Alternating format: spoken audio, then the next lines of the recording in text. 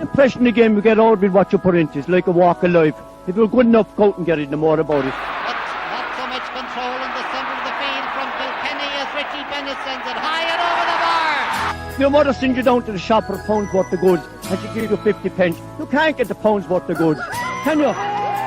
Just about kept in. Oh, well done, Shawnee Buckley.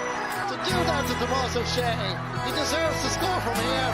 One of the highlights of the Sunday game. Limerick went out there from the word go today. No more about it. They made all the running, that was it. Put the ball over the bar and the back of it, and that's it. No ifs, no buts. Is there much time left? We have a couple of injuries. Here comes Kieran Carey. Carey leading the charge of the right brigade. 45 metres out. He's a chance to score. He's put it high. There's no sympathy in this game for anybody.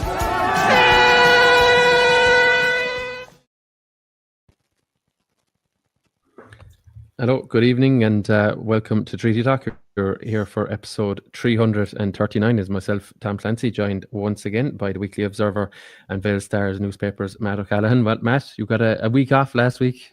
Welcome back. I got a week off with me, I'm sure, this week. But I certainly didn't get a week off because I was out to 5 matches. I saw the County League final, the County Ladies Football League final, and I saw 4 of the Senior Football Championships games, Tom. And I would have to say that the Limerick Championship, in my view, got off to a poor start.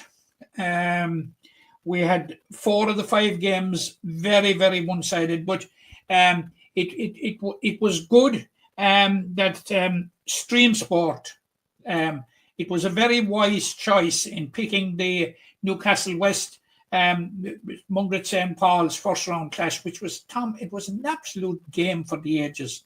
And we're going to be talking with one of the participants in a minute.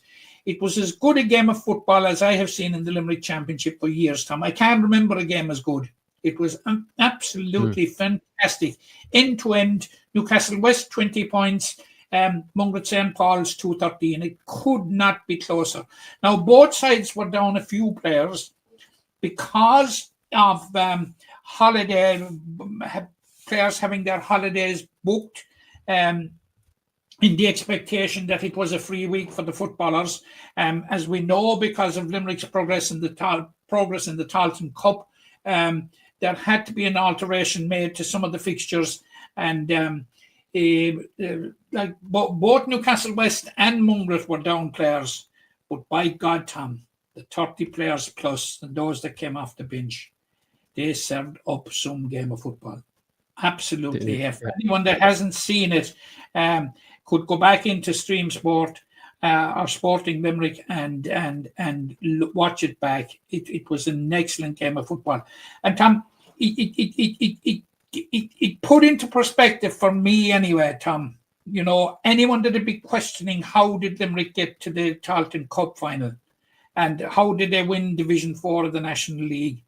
Yeah, the answers were laid bare in a day last Friday evening or last Thursday evening. It was an excellent game of football. And the thing about it is now, a couple of them were missing.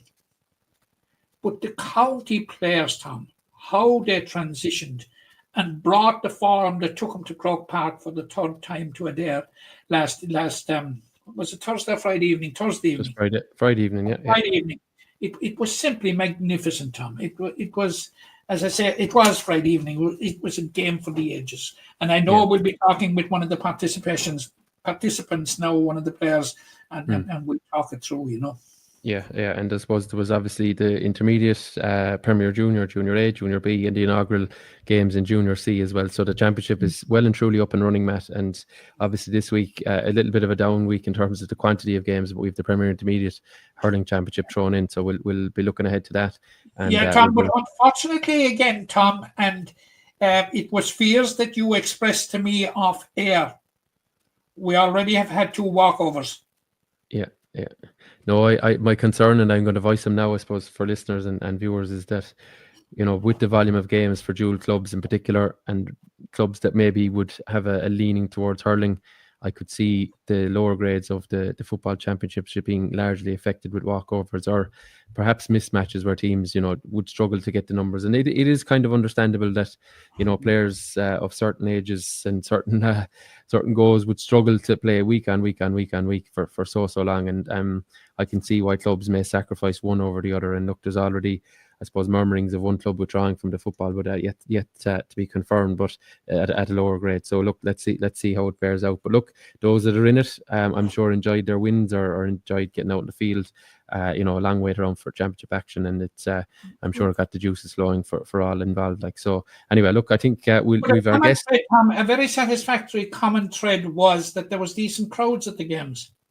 Yeah, no, I think the Tailteann Cup will lend itself to that, and maybe the lack of activity up till now as well would have lent itself to that. But as you said, a member of one of those games at senior level is here to join us now in the form of Newcastle West dual star, and a man who will of course have to go week on week, and I'll bring him in from backstage, the great Mike McMahon. Mike, how's life with you? It's not too bad. How are you keeping? How are you, Mike? Not too bad, Matt. How are you? Good to see you. Before we dissected, I was having a bit of crack with you on Twitter that maybe Jimmy Lee was going to be picking up the phone to you because, a 2-point shooter wouldn't go astray at any grade now at this stage. But let's have a look at the score from last Friday's game at Mungret. Mike McMahon now in possession for Newcastle. He's going to strike it. Mike McMahon. It's a beauty. Mike McMahon. Come at the hour. Come at the hour, yeah. Come at the man, as Tommy Stack said there on commentary. I think, was that your first, Mike? It was your only one in the game, but had you kicked any earlier in the year? How would you find it? No, first actually attempted the 2-pointer. So I think someone commented on your post as well, saying a fine ignorant fan of a ball. So that's what it was really. Yeah. just looking at the rim between the posts. yeah. A thrilling game with Mungret St. Paul's, and they're kind of the new kids in the block really. And I suppose for you, it's probably you don't want to give up much ground even in the I suppose the 5-game group campaign to anyone. And I suppose that was borne out by the way you came back. You were down early, you fought back to lead, and in fairness, Mungret had you in a bit of bother near the end, but again you came up with the answers. Like, it's while it won't define your season, it's important maybe to lay down a marker early on in this championship. It is. Look, as Matt referenced there, Mungret they came up last year. It was their first loss in the senior championship group stages. So I suppose it's important when an up and coming team like that come up against you, and you might be perceived as being a bit weakened or a bit over the hill. I suppose that you lay down a marker.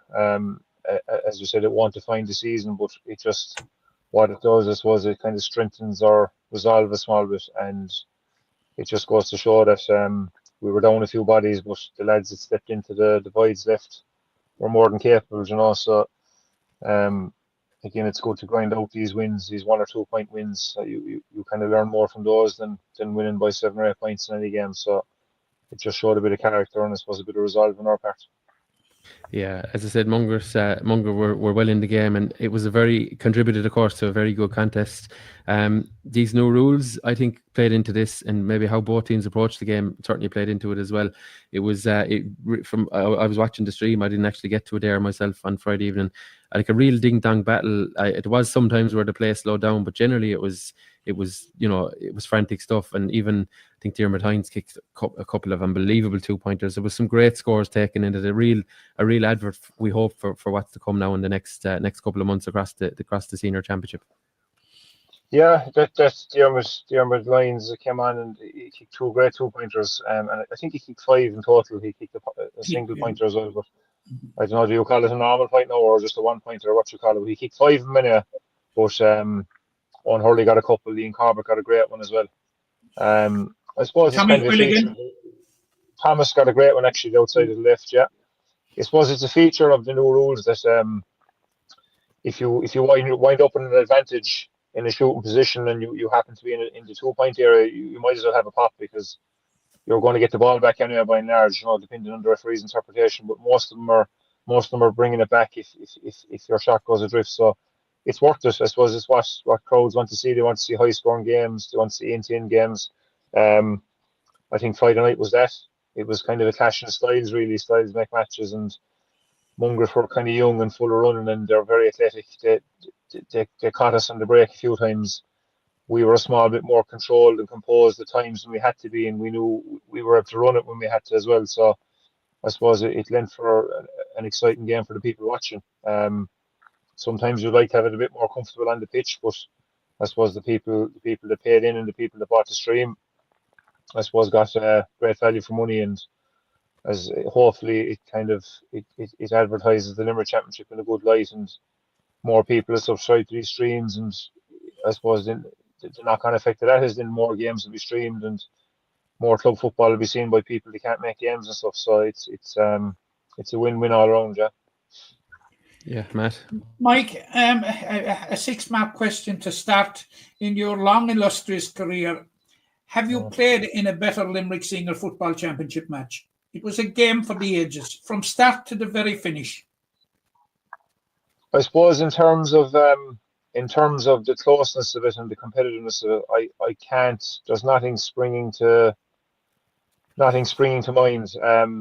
When we played Clonmel a couple of years ago in Thurles, that was another up and down battle, a good, tough, physical football match, and that was without the new rules. But in terms of the Limerick Championship, I suppose games we would contribute to being, I suppose, good games for us. We've won handily enough, group games and semi-finals and stuff like that. But in terms of the quality of it and I suppose the close nature of it, the skills on show, the class of football on show, it's probably one of the better ones, yeah. For Mike McMahon himself, banished in 2015 to the full forward line, now reinstated at midfield and playing exceptionally well. You know, what about the change about? Banished is the word you could use, I suppose, Matt. Yeah, it was kind of go in there out of the way, and if he comes in, catch it. Oh, no, I didn't say that, no. You said it a nice way. Yeah. Look, I suppose, again, it's going back to the new rules. You probably need a little bit extra pace or some, you know, I suppose that bit of skill about you. If you're playing inside in a 3-man forward line and the ball has gone in, it's expected to stick. You're expected to be able to create your own scores. I was never one for I suppose being the most skillful footballer, but I know that myself. I had a very specific job to do, and I did that job. And again, it's the same midfield.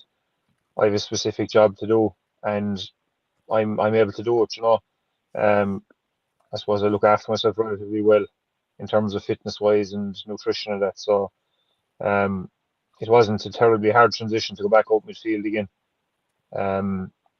But I suppose when you have 3 up top and you're expected to, I suppose, make these runs from side to side, you can't get away with just making one run in a game of football anymore, or standing on the edge of the square and waiting for the ball to be delivered. So I was welcome to go back out there. As I said to you Friday night, I could pop up in the edge of the square again at some point. But who knows? We won't give away the trade secrets on this platform anyway. Very good.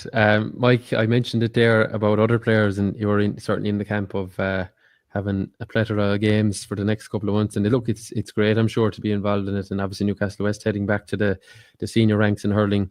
How is the body for heading into that? And I suppose it's a problem that I know, as I'm saying there, you're welcome, but it's certainly one that could prove problematic for players across the county, because there's basically this week is a break week for some players, and after that then it's every whatever Thursday, Friday, Saturday, whatever way it lands for them. You know, it's going to be a very, very hectic couple of months, isn't it? Yeah, it's helpful. After this week, and like just for ourselves, I don't know, is it even a break week this week, because we've Ian Corbett's wedding on Friday, so that could be tougher than any senior football championship match. You wouldn't know what will happen in the Woodlands, but look, it's you'd imagine the bodies be fairly fresh at the moment, but I suppose we're after 2 league campaigns. A lot of the players, both managements didn't want to get challenge matches played. We're lucky in the sense that they work well in town, and that we train together by and large, and we have the same SNC coach, so he's monitoring what lads are doing, and the same physio for both, he's monitoring what lads are doing. So we're lucky in that sense. But look, once it gets going, like there's a few clubs that spring to mind, the likes of ourselves, Kildimo, probably the likes of Cork and Kappa, these clubs, the new Ballylanders, that are pulling from the same pool of players. for both codes. I'd imagine there's a small crossover between some of the city clubs, but not like I could go through the team there, and before I get out of the full back line, you have a goalie and two out of the full back line that are going to start in both hurling football. Probably all the half back line are going to start, both one of the midfielders. You're probably talking 10 or 11 players that could genuinely put their hand up and say, I want to be picked this week for the senior hurling or senior football, which is a big number. Now, momentum is great. It can go for you. You can get a run of games, run of wins, and both teams will be kind of feeding off each other. But if things go south and you pick up a couple of injuries, and Murphy's Law will probably state that it'll be one of the dual players that will get injured, or two of the dual players, as opposed to someone that's football only or hurling only, you know. So you could go well in both, or you could go downhill very, very quickly in both. So we're lucky at the moment. We haven't too many injuries. We've actually a couple of lads that will be due back in the coming weeks. Probably missed the opening rounds, but there's probably 3 or 4 for the hurling and probably 5 or 6 lads for the football that'll be due back. Should be back by the time the second round is played. The hurling is going to come be quick for a couple of them, but I'd say they should be back in the next 3 to 4 weeks. Yeah, it's look, as I said, it is a good problem to have, but it could quickly become a nightmare. And we saw, you know, Carl Downs, probably one of the most high-profile ones last year. He crossed the grades. You know, I think he played the first football game, and unfortunately, injury robbed him of basically another 11 championship games at senior level that year, and potentially more. You know, and Kildimo Pallaskenry probably suffered for it because he's such a talent in both codes. Not interrupting you there, that you mentioned Cathal Downs. He came on at half time against Ballylanders. He had 1-3 scored from play by the 38th minute. 1-3 from play in 8 minutes. He's back. Keep an eye out for him. Yeah, keep an eye out for him, Mike. Both. Yeah, we the next round of the football and the second round of the hurling as well. So if they could possibly hold off on his return for another small bit, to be great. Yeah, it would.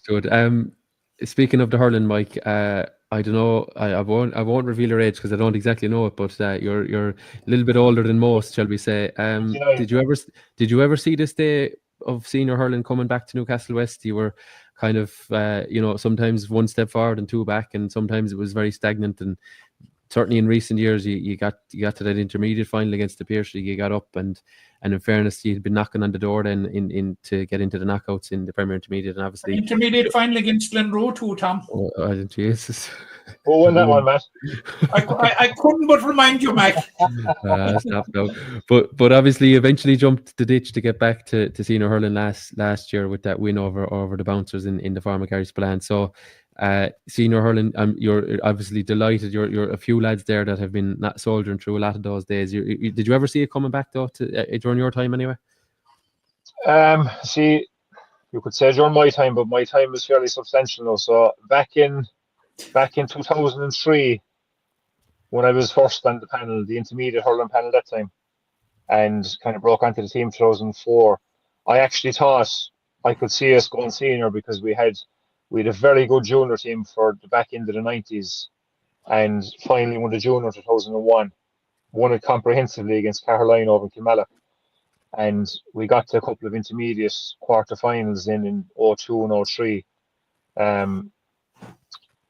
We played South Liberties, Drummond Atlacca, I'm mistaken. We played Drummond Atlacca in 2004 and were beaten after a replay in the semi-final in Drumculloher. And again, I was only new onto the panel at that time, and it was constant quarterfinals, semi-finals, kind of knockout, these knockout stages with a very good group of players. And I actually thought we'd end up going senior. I just said, "Gee, this is brilliant. We're competing. We're very close. We'll go senior. We'll be competitive at senior."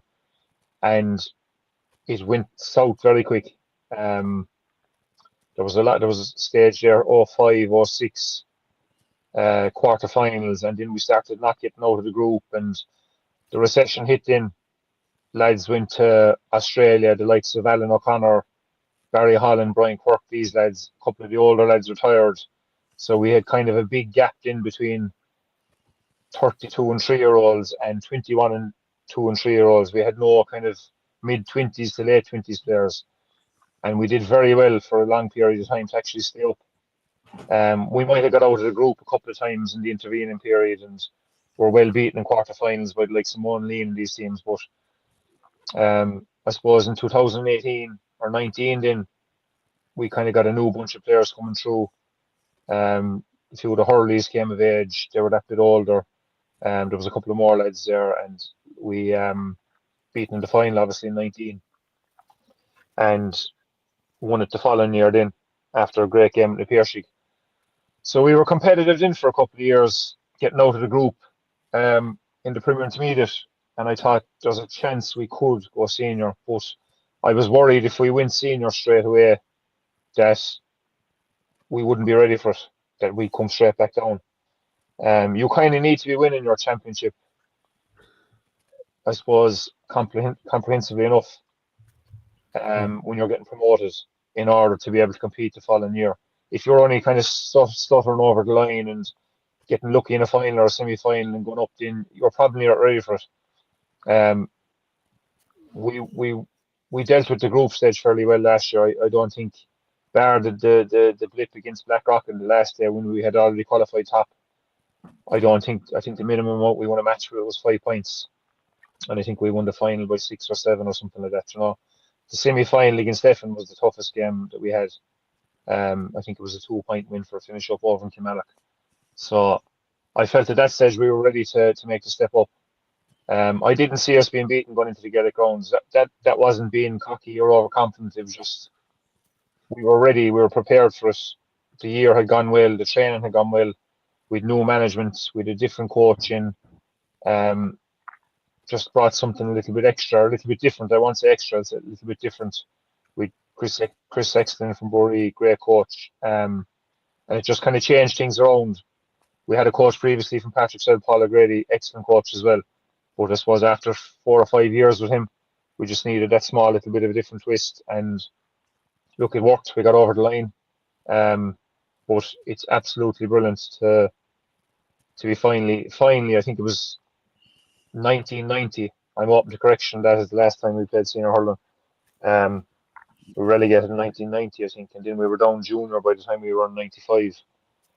So look, there's a lot of, I think my uncle Derry, the manager, was playing in 1990, and it was just brilliant that he was managing last year to I suppose to steer us back up. But look, this is something the club is really looking forward to. I'd say more so a lot of the players, or a lot of the past players and the supporters are kind of building it up more than the players. We are trying to keep the head down and I suppose keep training and play challenge matches and stuff. But we played a few challenge matches recently there now, and there's been a lot of interest and a lot of people following us around and watching us. So it's going in the right direction, but it's going to be a massive step up against Mungret next week. Yeah, but isn't that great, Mike? Isn't it great that I know you're as players you try to keep this thing low key, but isn't it great that there's that buzz there now for hurling? It's not saying it wasn't there maybe in the last few years, but there's just that extra bit of interest now, and obviously the football has been going extremely well in the town in the last few years, but there's obviously hurling people there that were probably for so long just looking over at other clubs at senior and saying, geez, wouldn't it be great to be there now? And it's great for those people and people who volunteered in that intervening 30 odd years. Like, and I know I think Johnny Upton, a good friend of ours here, I think he has the year for me. I forgot it. He told me, and he'll kill me now for not having the exact year, but like it's been a long time for those people that would have been connected to the early 90s. And obviously, have kept the interest in the 30 to 35 years in between. It's great for those people, isn't it?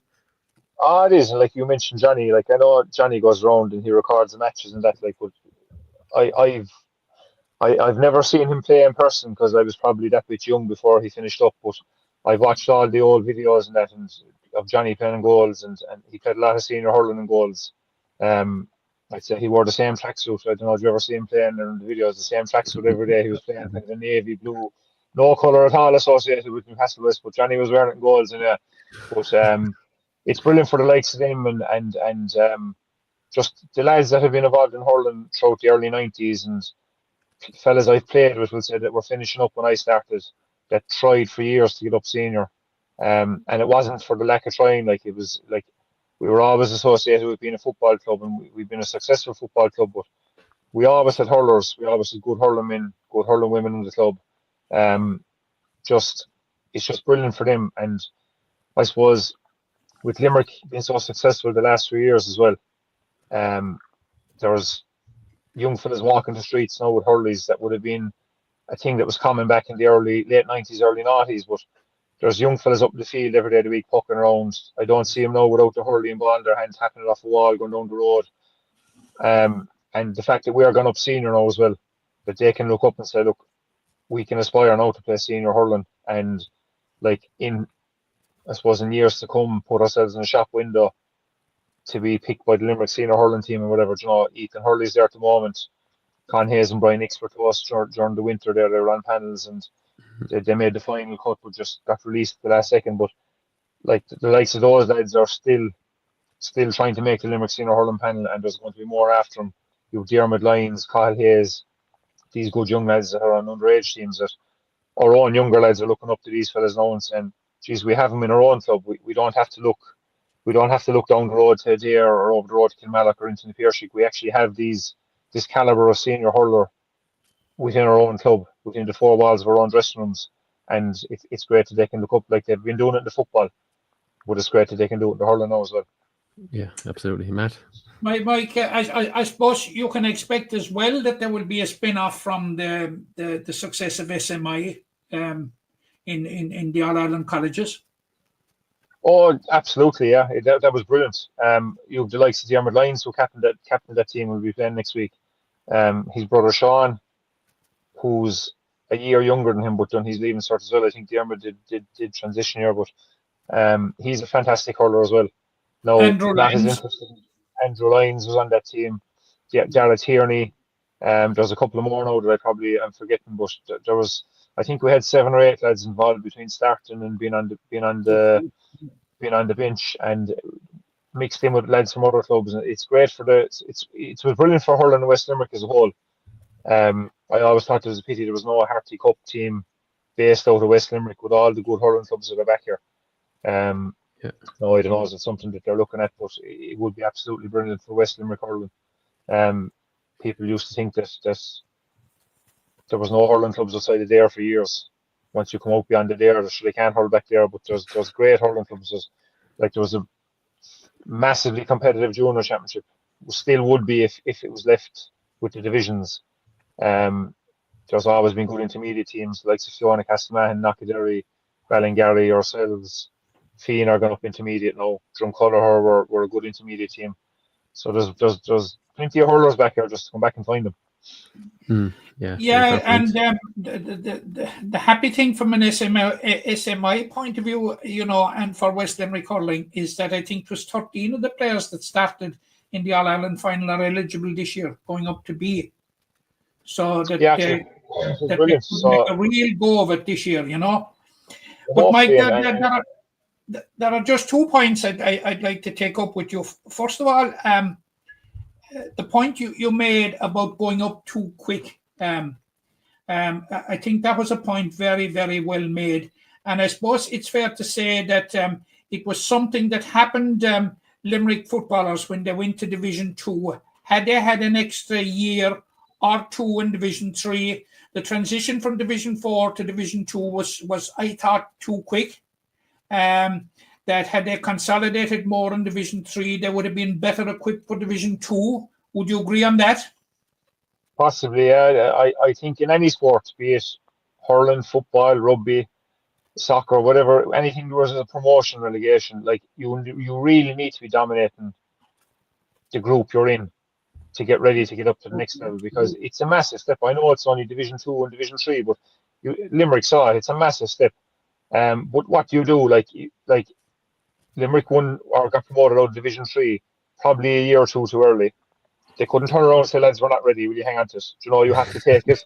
You have to take it when it comes. Like if we had gotten over the line, if we had come up straight up from after beating the Piershig in the Gaelic rounds, and we were beaten by Bruff after extra time over Ballygrand in our first year up in a semi-final of the Premier Intermediate. Now, we would have gone into that game as massive underdogs against Monaleen. Monaleen were after cruising through the group stages. I don't think anyone came near them. And Glenroe beat them. There's always a Right, Glenroe okay. angle here. Yeah, they That were aside- only lasting the whole year, Matt, wasn't it? They won the Because October they're Ireland, only but lasting the whole year. they They didn't won the beat All-Ireland. Glenroe. So Yeah, but they didn't beat we Glenroe. would have went in against massive underdogs against Monaleen. Now, anything can happen in the final in the Gaelic rounds. We could have gotten over the line against them. Would we have been ready to go up senior hurling? I don't think so. And we could have got a very rude awakening. We could have came straight back down, and that might have set us back further again. You just don't know. But if we had gone in and beaten Monaleen, we weren't going to say, lads, let you work away and play senior next year, and we'll stay where we are. You know, you have to take it when it comes. And if the opportunity is there to be grabbed, you grab it. But I think you can be promoted too soon. Just the club I used to play with in rugby, a totally different sport, went down junior, and they had a chance to go back up last year, the year before, and their coach was on record as saying to me he actually didn't want to go up because the same thing again. You need to build strength and depth. You need to build a panel. You need to have a competitive second team, be it hurling, football, soccer, rugby. And when you have those, I suppose, pillars in place, and you have a strong foundation to build on, then you can go up and have your crack off senior. And at least, like our intermediate team in the football, for argument's sake, is absolutely gold dust because we have a very, very strong base that we can build team players for the first team. Like they're playing intermediate county championship football against a host of, I suppose, Limerick inter-county players. In your there's Noctons there, there's lads from Joel Griffin's there. You know, you have all these players that are inter-county players playing at intermediate football championship, and our second team is going out competing with these week in, week out. And if they can manage to hold their own at that level, that will only prepare them better for senior. Now, that's a thing that's massive. Like there's a big focus on that in the club this year, that our second team is Junior B. Like we need to try and get that team to at least Junior A. And at least in, like your second team then could be developing against the likes of a Gerard Hegarty playing for St. Pat's. You know, so that's where you need to be at. You need to have a good strong panel at senior level. But if you have 5 or 6 or 7 injuries that you can dip into your intermediate team, like we did last week. Like I was looking after the intermediate team last week against Crocora, and I was ringing fellas during the week, and this isn't lying to you, I was ringing fellas during the week that had retired from the game about 10 years to know we could be stuck for 15 to play against Crocora. No, we got a good few of the younger lads out, and a few of them put their hands up in fairness. But because our senior team was down 5 or 6 players, we had to bring 5 or 6 players up from the intermediate team that would have played last year. The likes of Evan Sheehan, Brian Foley, Niall McAuliffe came on, these lads. Brian Hurley was playing intermediate last year. So all these lads had to step up to the mark. And as you saw in Mungret on Friday night, they did. Or in the day, sorry. But we had that squad built up from playing a competitive second team being competitive. And I suppose if, like, back to your point about Limerick, they went up to Division 2 probably without having that strength and depth. They probably had 20 players realistically that they could say were ready for Division 2. But you need 25 or 30 of them. So hopefully they're after going up to Division 3 this year. Hopefully they can hold their own, be mid to close to the top of the table and develop there. And then when they're really ready, have a go off going up to Division 2 and see where the cards fall in after that. Just a useless piece of information. I have to give Tom history lessons now and then. Is it Glenroe related, Matt? I was going to say, Glenroe. No, it's not. It's not Glenroe related, and it's not even GAA related. But it's related to the subject matter which we have been discussing for the last 10 minutes. Northampton Town in England. Mark this now. True story. Won 3 consecutive promotions from Division 4 to Division 1. It was the old Division 1. And guess what? The next 3 years, they suffered 3 consecutive relegations. Yeah, there you go. So now Mikey's putting the pressure on you now to stay in the top flight. Yeah, where we are. No pressure, Mike. But I'd just like to ask you this question, and it's back to football, Tom. Or Mike. The games were so soon after the Talton Cup. I thought the performance of the county players. Now, I know you were down the Harty, you were down Emmett Richter, But I thought the performances of Ian Corbett, Killian Ryan, who I thought was absolutely magnificent, Jason Hassett, and Darragh O'Hagan was outstanding, given that it was, less than 6 days since the heartbreak of the Tarleton Cup. Now, that was a common theme across with the others. Now, Peter Nash, Tony Mack were outstanding. Tyke Shukru, they were all. Josh scored 1-7. They parked the heartbreak of the Tarleton Cup very, very quickly and focused on their duties with their clubs. Yeah, I suppose the fact that they've had they 3 weeks to the final, but they had week on week before that, and they had 3 weeks of good solid football coming into the final, I imagine.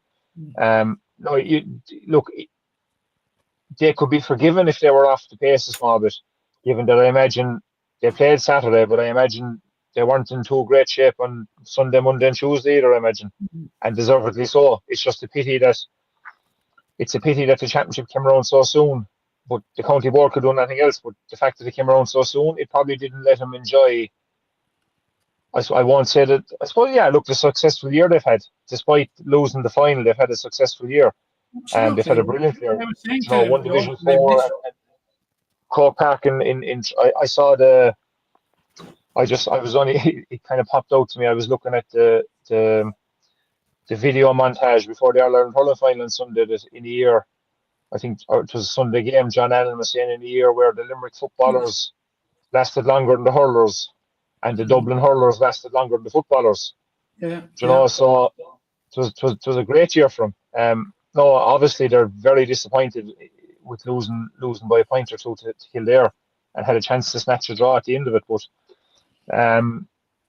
look, just to speak to Ian Corbett, whenever he puts on any jersey, he's just the ultimate competitor, be it green and white, as everyone in the county knows and has been lucky enough to see him playing, or black and white. And like when he steps into a dressing room, even though he's been gone all year with League, with Limerick and that, as soon as he steps into a dressing room with us, automatically the standard has to be raised. So when he's around, things have to be upped.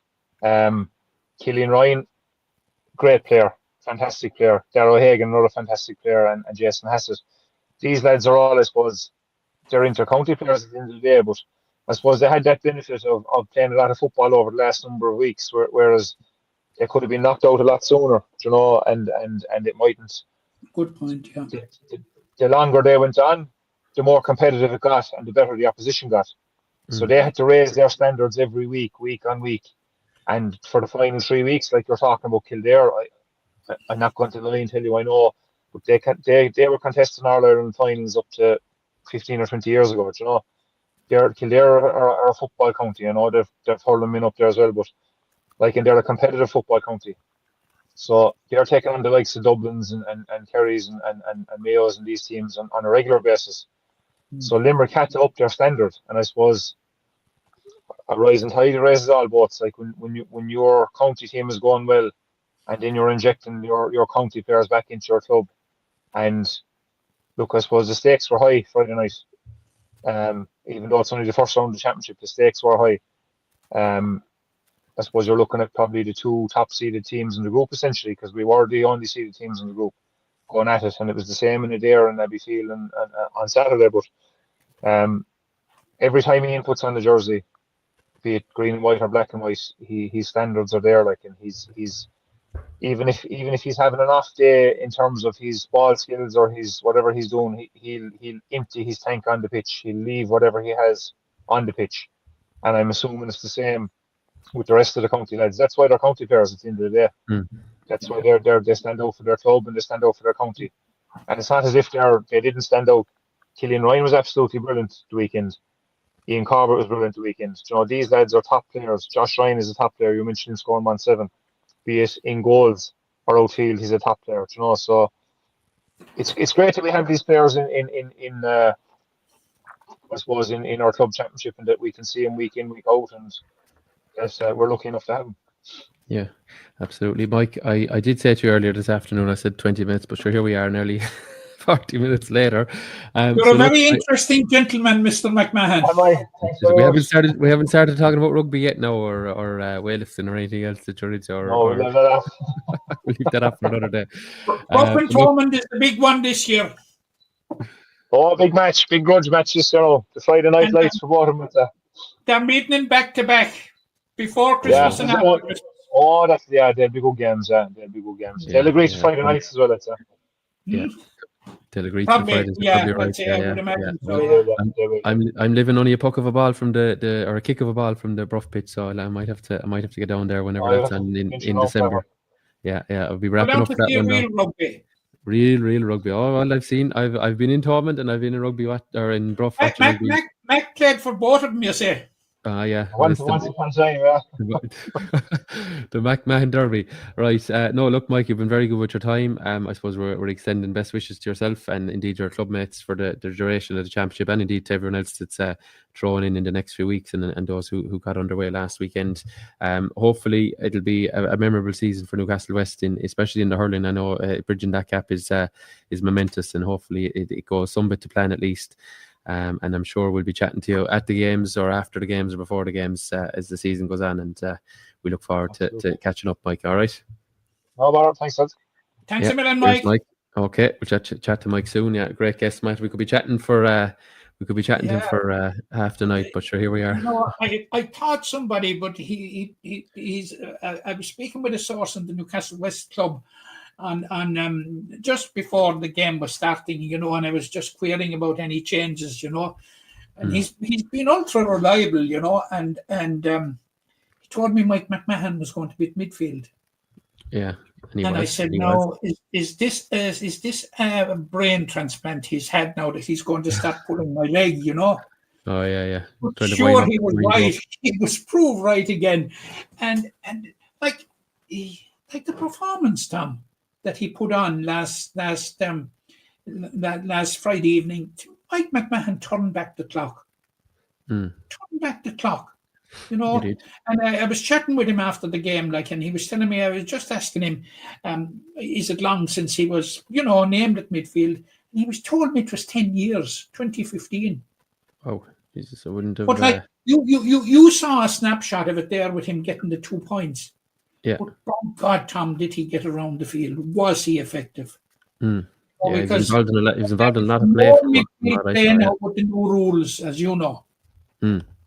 Yeah, there's a lot more space. So if you're not covering the ground, you're not covering the ground, and it'll stick out, because it was easy enough play. It was probably a lot easier play at midfield last year when you could potentially have 15 men on your own team around you, or 14 others. You could be really congested, and but obviously he's in great physical condition to get around, and others as well who are operating around there. He was absolutely fantastic. He was a credit to himself, and he was a credit to his club. And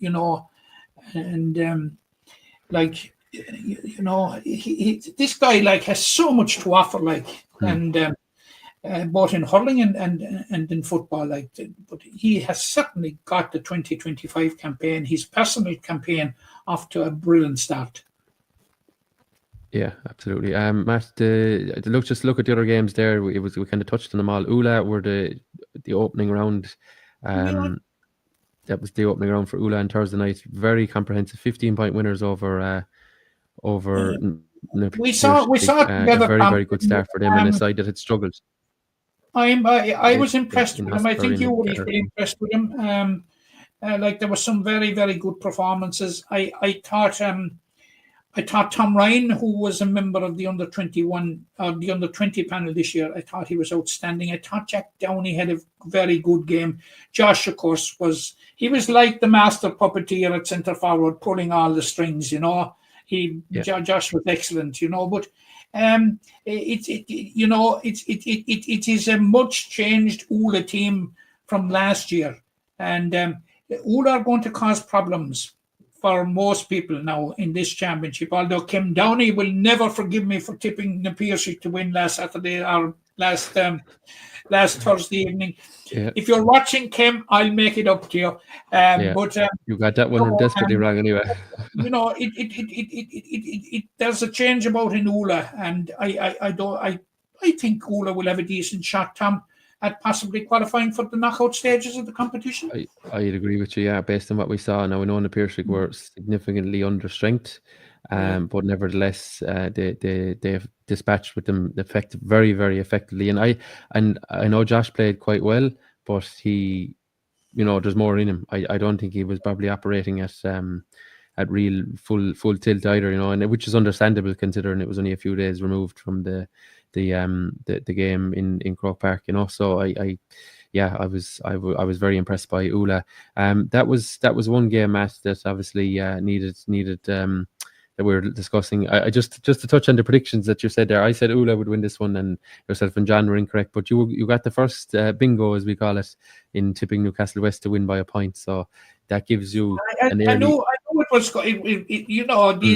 These are only a snapshot in time, and there's luck involved with that. But I knew that game was going to be extremely tight. Yeah, I leaned for Mungret, and I thought I was on course there a couple of different stages. But as we said to Mike, I think we said it off air, Newcastle West haven't lost the group game since 2019, is it? So 2019, yeah. But you see, people run clubs. You'd see some games there over that period of time where there'd be absolutely the hottest of hot favourites, and they'd just get over it, and you'd say, but that is Newcastle West. They're very, very hard to. Well, they're not very hard to judge when you come into the knockout stages, because, as Mike said to us off air, like, they haven't lost the game since 2001 until the semi-final last year against Adea. 2021, yeah, 2021. But the Newcastle West have the know how to win.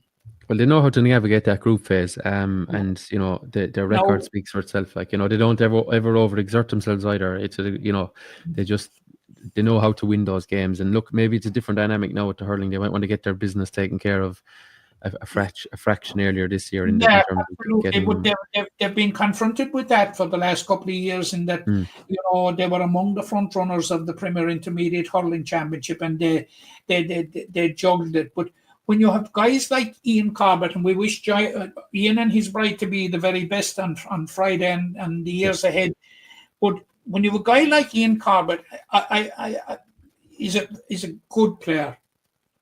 Ian Corbett is a great player when he's most needed. Absolutely. If you're in the trenches, there's no better player than Ian Corbett. And I thought he was excellent, considering the amount of football he's played and the injury that he suffered. It's 12 months since he did that hamstring. Hugely impressive and hugely influential in digging out that win. That's Group 2 anyway, in terms of Mungret St. Paul's losing out narrowly to Newcastle West by just a point. The other game in this group, Matt, you were at it on Saturday evening. I think it was in Kilmallock, wasn't it? It was a wet Saturday evening. It was Ballylanders, your own club, against Killaloe Pallaskenry. The first headline was one you tweeted to say Kyle Hayes was lining out for Killaloe Pallaskenry. Hadn't seen him in absolutely in the football ranks. Like Killaloe Pallaskenry are down as many as 8 players from last year. Right. And that includes Darren O'Connell and Dylan Corrigan, and of course Liam O'Sullivan is gone with a while, and they're down. They were down 8 players. Like Kyle Hayes turned out at midfield. I thought Kyle Hayes had a super game. If people were saying that Kyle Hayes is only a hurler, forget it. Yeah, I think he's well able to play football, and like. He had Davy Fitzgerald now, who would be certainly a more come-on man as well. He was at midfield with him, but I thought Kyle had an excellent game. Yeah, he hadn't been seen in football too often down the years. I do remember he played in the junior final against Cappamore that they won in maybe 2019, was it? And I'd say maybe once or twice in between, maybe when they were intermediate. I'm not sure had he played much. Well, and I suppose it was typical of the man. They were down numbers, and he answered the call. And I was speaking to him briefly afterwards, and he, tis up in the air. If he will continue, he will see how the hurling is going and what have you. But I thought Kyle Hayes had an excellent game, Tom. And it was a huge boost. to Kildimo Palace Kenry to see him out there, but not just to see him out there, but to see the way he was playing. But I must get back again to the county players, and Tony Mack at centre-back was outstanding, as was Peter Nash, and we saw two excellent two-pointers kicked one after another by Dermot Hines from Mungret St. Paul's, who was the Limerick under-20 captain this year and a very good captain. And Mike Mack was right. He did kick 5 points because he kicked the point after coming on just before half-time. But Peter Nash kicked two delightful two-pointers, one after another, in the closing stages of the game for well out the margin, Kildimo Palace Kenry. Ballylanders are going to struggle, and it gives me no pleasure whatsoever, as you can imagine, Tom, in saying it. It looks like, for the last 3 years, it has been a battle against the drop. And unfortunately, I think unless there's a dramatic turnaround, it's going to be more of the same, unfortunately. But look, it's only the first round. Yeah, change again. They won one group game last year and then beat Ballysteen in the playoff to stay up. But that's it. They beat the Piercy. Winning group games has not been. That night, Cameron, we were together. Had suffered a huge defeat to Mungret in the first round, and Ballylanders came out and beat him in the second round, and we were saying to ourselves, that's the Piercy in serious trouble. But how wrong we were proved. They went to the quarterfinals afterwards. They pulled it together on the 3 games. Yeah, 2 wins and a draw after that for them to get to sneak into third and ultimately lose out in the quarterfinal. But that's Group 2. The other game between St. Kieran's and Galtee Gales is to be scheduled for, I think, is the second week of it's the week of the second round. It's the 12th of August. Yeah, 12th of August. And before Bob Child starts, I'm going to be very careful who I predict in that game. Okay, yeah. Well, by the way, I invited him onto the podcast, and he's quite willing to come on. So we're going to bring him on and show him in the flesh and hear what he has to say. Yeah. The one and only Bob Childs will be coming. Right, that's Group 2. Group 1. He's a goal-scoring hero now in Croke Park, so it's not the Bob Childs we were talking about. He has a new man, nearly a new leaf. Yeah, he's getting taller. Kildimo Palace Kenry 2-17, Ballylanders 7. That's the Group 2 games completed. We mentioned Ula, that was 4-15 to 1-9 over in the Piercy. Monaleen were comfortable victors over, I think, a somewhat depleted Rathkeil side that was played in Croom, 119 to 13, and Adair. I was at Adair. We'll come back to it in 1 second. Adair, the county champions, 115 winners, 115 to 9 winners over Father Casey's. Again, Father Casey's missing a handful of players as well. I think both sides were, in fairness, in that one, with holidays and other commitments. But Matt, just briefly, and I'm conscious of time, I have another assignment this evening at Monaleen and Rathkeil. Monaleen 119, Rathkeil 13 points. Tell me a little bit about this one. But just about right, Tom, the score. It's going to be a challenging year for Rathkeil. They were down their captain Andrew White, but Paul White was back and did quite well. But talking to quite a few now of the Monaleen connections, Tom, they really got a fright last year. Because they were flirting with relegation last year, and had they lost to Ballylanders in the final round, they were into the relegation playoff. So there seems to be, I was talking to some of the players even as well, there seems to be a grit and a determination within the Monaleen camp, that it's not going to be a repeat. And they have 2 points on the board now. They're playing the Piercy next in a city derby. Were they to win that, they're certainly in the hunt for a place in the knockout stages. But I thought Darragh Murray was outstanding. He's the captain of the team this year. He scored 11 points. He has assumed the roles of captain and free taker. And I thought he excelled in both his leadership and his 11 points. They were all from frees. Now there was 1 or 2 pointers in him. Right. But overall, he was excellent. Tiger Sugru got a very good 2-pointer. But overall, I saw him only in a couple of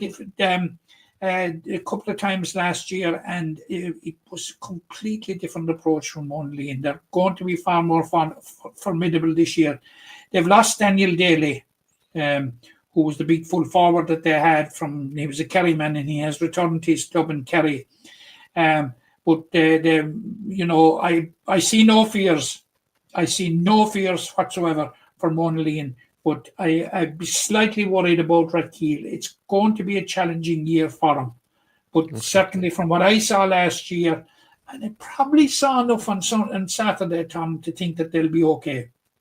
Okay, let's see how it plays out. Yeah, the next round is scheduled for the middle of August. Is it the week ending I suppose it's Thursday the 14th, Friday the 15th, 16th and 17th. That weekend is where we're head for round 2. Just to mention briefly, in the Griffin's Coaches Intermediate Football Championship, you had wins for Drumcolour, Broadford, Skeeton, Ballysteen, Kilcornan and Kappa. That was in one group, and in the other group, Newcastle West, as Mike touched on there, got a victory over Crocora Manister. Galbally were winners over Gerald Griffins, and St. Senans and Ballysgreen shared out a draw. And just Matt, to touch down at the lower grades, I know I was playing myself in the Junior B, but even beneath that, we have to talk about the Junior B and Ula. One Tom Clancy turned out. He did. With his new club making his championship debut with Knockany. I'm back at Junior B, Matt. I hadn't played in Junior B since being a winning substitute, as it were, in what year was that? 2017 was it, or 2016? Oh, you missed out. Mike McMahon's team winning the Munster Championship. So no, I was involved in that. I was a sub in that too. I played in the Munster semi-final. I didn't play in the final. I was there. I talking there for weeks, not knowing that I was talking to a Munster club's winner. The medal of summer. I couldn't tell you where, but look, nevertheless, not too many around the county have it. Actually, no one else around the county other than 30 or so from Ballybrown. But no, obviously swap clubs. I swap positions as well, Matt. I used to be wearing number 15 or something like that. I was wearing the number 16 the other day. We don't have a goalie number 1 jersey, but I was wearing the number 1 jersey effectively.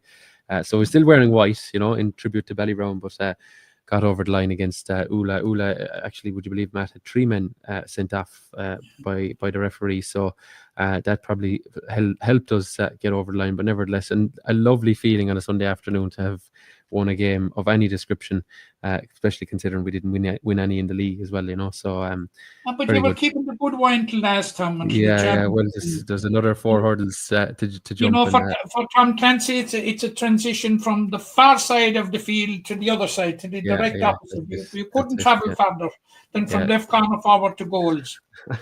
That's it. Well, look, I only conceded the one this time out, so let's see how it plays out. Goals is very often the exit. The departure lounge. Yeah. Well, I don't see it that way. I see it as the playmaker, and I had Josh Ryan, actually, would you believe, was an interested spectator. So I think he might have learned a thing or two as well, tuning into my behaviours in the goal. And we'll see.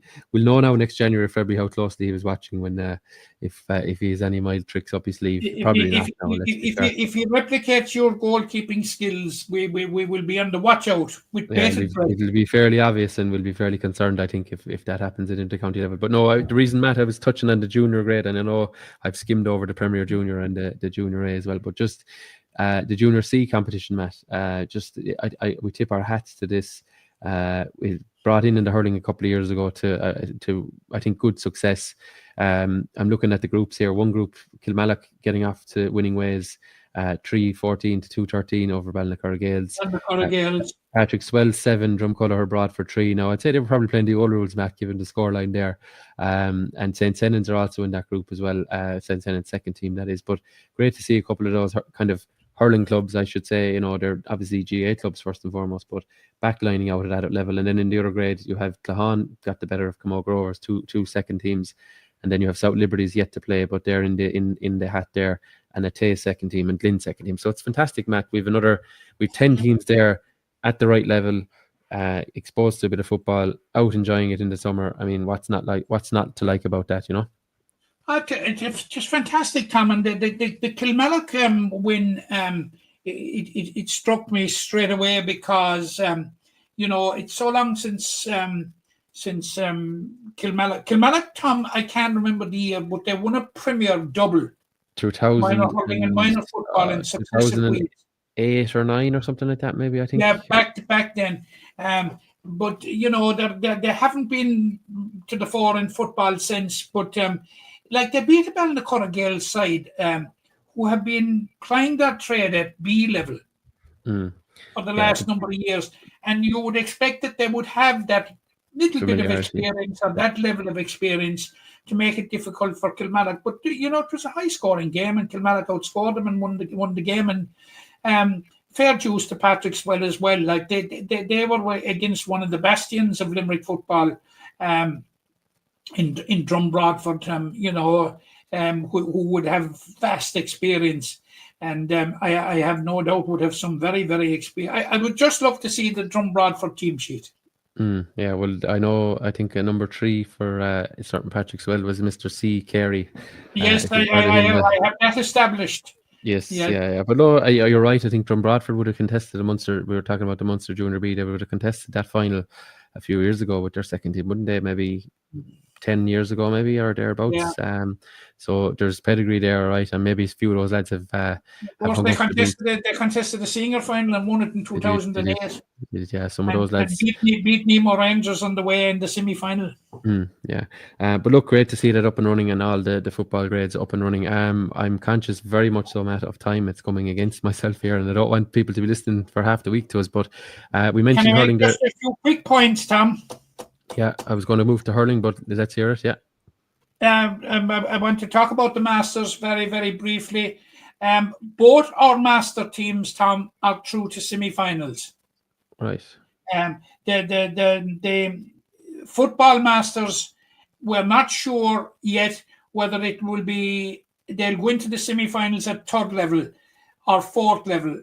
Now, the Spirit Cup is 5th level, which we won.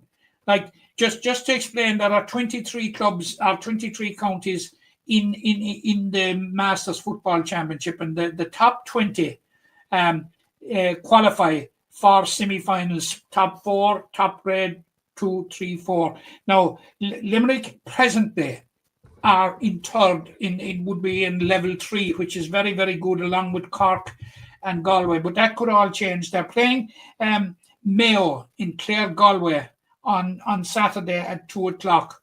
And that will probably decide whether they're into level 3 or level 4. But well done to Anthony McCarthy and his team anyway. They are through. Now, so are our hurlers through, Tom. They've suffered 2 defeats to Wexford and to Tipperary now, who will contest the All-Ireland final. But Limerick are through to the Shield final, where they will face either Galway or Cork. Now, Limerick have one outstanding game against Galway. They have to travel to Galway, Carnamore, I think. Now it's fixed, I think, for the 16th of August. I was talking to Connections today. Yeah, it's the 16th. Oh, sorry, yesterday. It's the 16th of August. But who they will be playing, it possibly will be a dress rehearsal for the Shield final. But if Cork and Galway drew, so Cork have to play Kildare. But if Galway avoid defeat against Limerick, it's Galway and Limerick in the final, in the Shield final.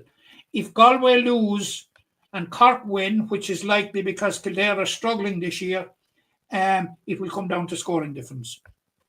Okay. Well, let's see how it plays out. Yeah, but no. Now the other point I want to make was I was out at the Ladies Senior Football League final last Wednesday evening, Tom. That's why I wasn't available for the cast. Yes. And it was a fine game of football between, I suppose, the 2 giants of the game in Limerick at the moment, St. Ailbe's and Monagea. And Monagea won it. Now, it was low scoring, but like Monagea, I suppose, they were 2-4 up after, I think they scored 2-4 in the first 11 minutes. They only got 2 points for the rest of the game, which, might send some alarm bells ringing. But as Dean Maughan was saying to me afterwards, when he was contextualising the importance of it, they had lost the 3 previous meetings with St. Ailbe's. So, it was turning the corner. And it was a good crowd there, good game of football. And it was an appetizer because they would be playing shortly in the second round of the Limerick Senior Football Championship.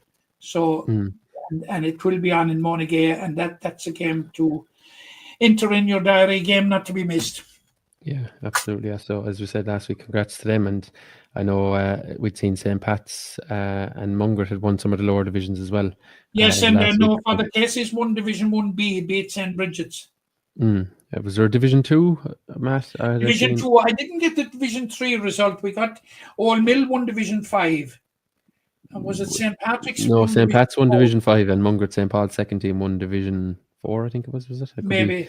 Yeah, but they certainly won silverware, the two of them. I'd seen images there in the last week and a bit of celebrations. But yeah, congrats to all who've won in the last couple of weeks. Championship just around the corner for them.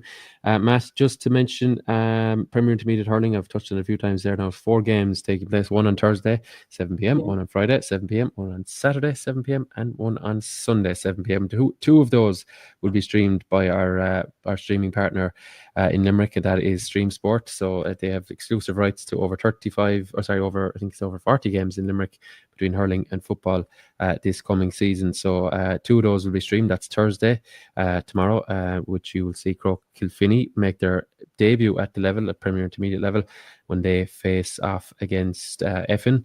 No shrinking violets and no strangers to the grade. So that's an interesting one in McNeville Park. That will be broadcast with myself on commentary alongside Young Hurler of the Year, once upon a time, Mr. Mark Foley, and of course another Young Hurler of the Year will be lining out more than likely in the form of Seamus Hickey. So interesting one there. And on Saturday, the other game that will be broadcast is South Liberties. I think this is their first game at the grade as well, if I'm not mistaken, because first time ever. Yeah, they've been relegated down from senior.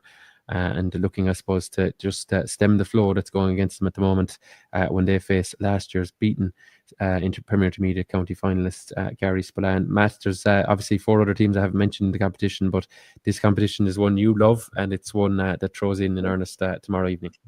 Glenroe and Gary Spillane is on, Glenroe and Granabel and Gary is on Friday night, and Rough and Blackrock will complete the foursome on Sunday evening. And Tom, I must congratulate the county board, and I absolutely love the way they have 4 nights in a row. Yes. We'll be able to see all 4 games. And see all 8 teams and all 8 managements, and all 8 teams, who's in and who's out, and who's playing here and who's playing there, and who's, and we won't be stabbing in the dark like we have been for the last couple of years. We'll be able to make an intelligent assessment of what's likely to happen. It'll be good to see all 8 teams. I plan on doing the 4 games, and looking forward to them immensely. Yeah, absolutely. It's it's great. I think Croke could be one to watch in terms of it's very interesting story. I've always referred to it in doing program notes and stuff. Never won a county title, Matt, up until 2020. They had to wait until 2021 to win the 2020 Junior A. Then they contest county final, lose, and then last three county finals. 3, I should say. Sorry, yeah. And then last year, eventually beat Brewery to win their second ever county title at adults hurling level. Like it's a fantastic story. They've really, Plus really the fact that they won the West Senior Hurling League this year, and gave a very, very good account of themselves in the county Senior Hurling League semi-final against, of all clubs, in the Pearshig. Yes, yeah, I know that augurs well. I think, look, you can read too much sometimes into that, but certainly a bit like what Mike was saying, it's a bit of a building block, and what they've been doing all year will probably lead itself to this one. It'll be interesting to see, Matt, where Nicky Quaid features. Will he have the capability of playing outfield? I would probably think not. However, let's see how it plays out in 24 hours time. But could he be lining out in the goal for Effin, which I don't think I've ever seen.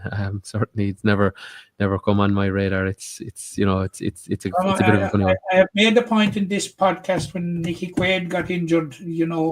Don't be surprised. You rule nothing out with Nicky Quaid. Yes, indeed. Yeah. Look, it's very to know that. Yeah, very true. Very hard grade to call at this point, but I think the first maybe. Well, there's going to be 3 rounds in a row here. We'll know an awful lot more, Matt, in 3 weeks' time when there's 3 rounds played. Who's looking to avoid the trap door to go down the grade, and who's maybe thinking this is our year now to be heading back senior. We saw what Newcastle West did last year. They won the first 6 games, as Mike touched on earlier, and effectively didn't look back. I know they lost in the last round to Blackrock, but certainly resettled themselves and won that semi and final in a bit of style as well, in fairness. So very interesting grade. It's kind of whetting the appetite then for the senior games to come the following week, which we're looking well, forward Tom, to. it's a grade that has never stopped delivering. Mm. Quality hurling,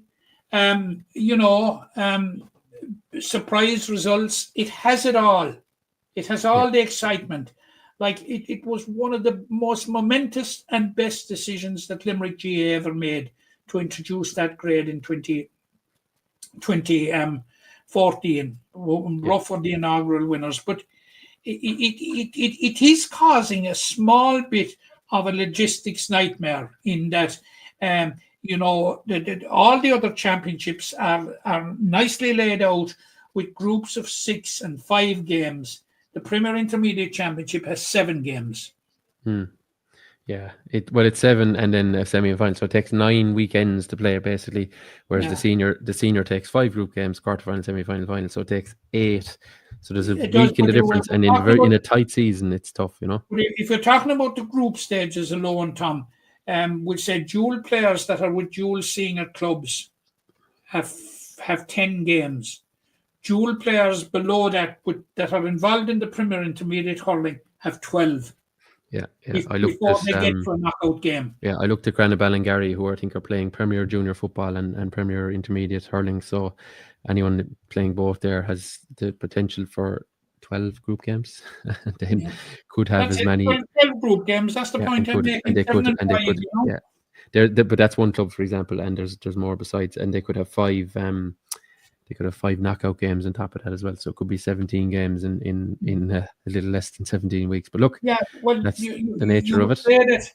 You would say that 17 games over the year would be like a dream, but it's so condensed, Tom, that it takes some element of the good out of it, But it is what it is. Yeah, we have the season, and we have people that think it's the greatest thing since sliced pan, so we live with it. Right, yeah, that's it. Okay, well, best of luck to those 8 teams. We'll be looking, as I said, 2 of those games streamed, one on Thursday and one on Saturday. The link is being put out there by Stream Sports, so do share it around to anyone who maybe doesn't tune into the podcast. Could be a good avenue for them to catch the game.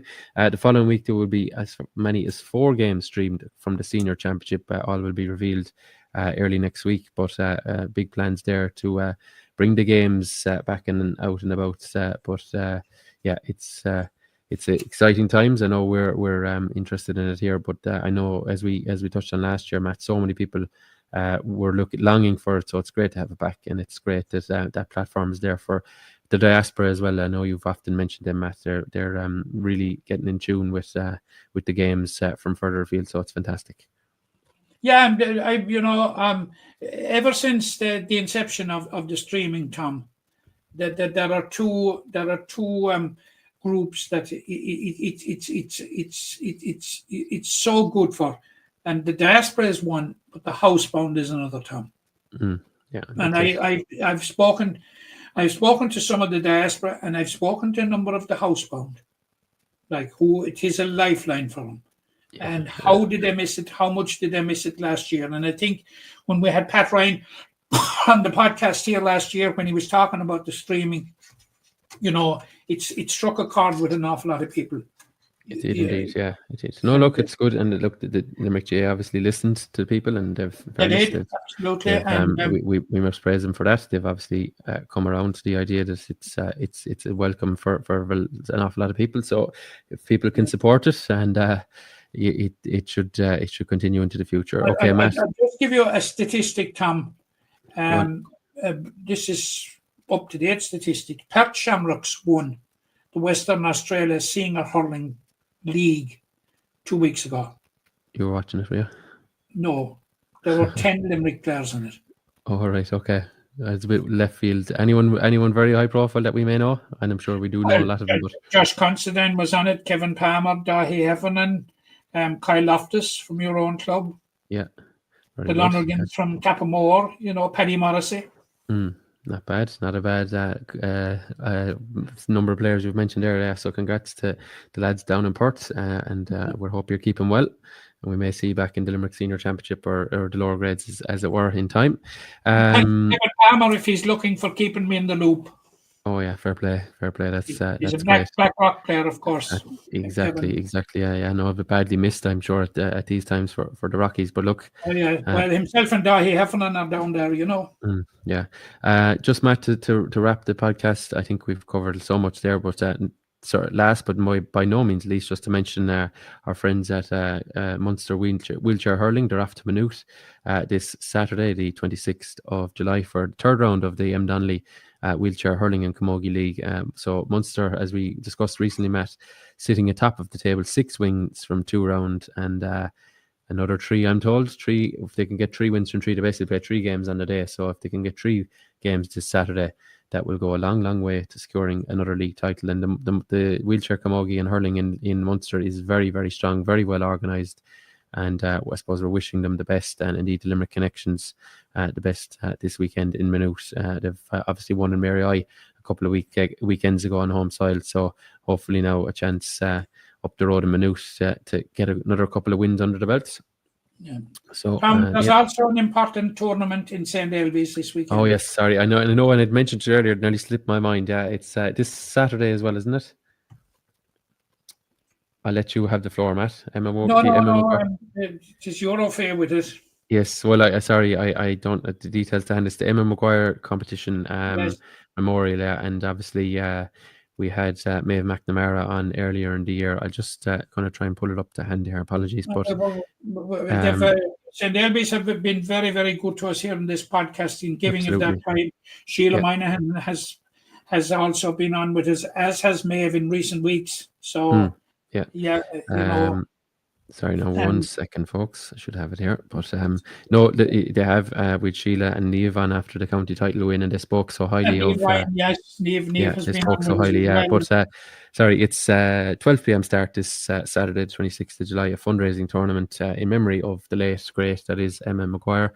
After party as well in Kirby's Hunting Lodge, and it's a family fun day out. There's a jersey there available. They have it on their Instagram if anyone is looking to buy it. Lovely navy ensemble, if I can say so. And it's available from sizes for kids, basically, all the way up from 5 years of age all the way up to the extra large for adults. And there's lady sizes available there too. So a fantastic occasion. I didn't get a list of the clubs participating, but I'm sure I'll reach out to the ladies that you mentioned there, Matt. They'll fill me in on the detail. But it's fantastic.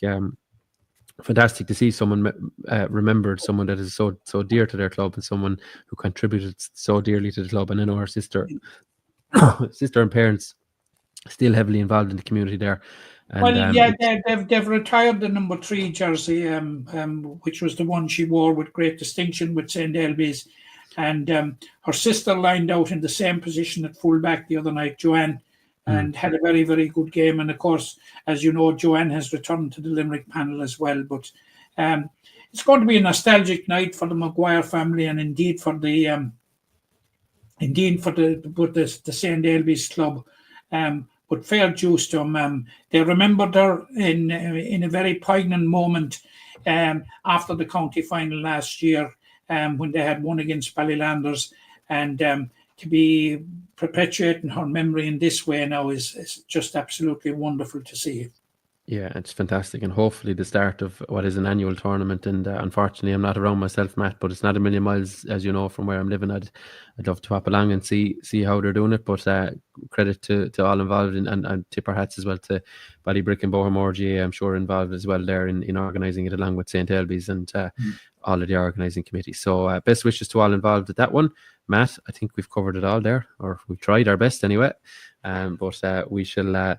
Thanks to Mike anyway for his contribution, which was excellent. Yeah, absolutely. Yeah, and folks, don't forget to get in touch if there's anyone out in the county you think we should get on. Mike Mack is someone who I know I'd marked his card a long while ago, and thankfully he answered the call. But if there's anyone else, don't be shy in telling us who we should get on. We'll do our best to have him on for a chat, because you'll be sick of listening to the two of us. But anyway, Matt,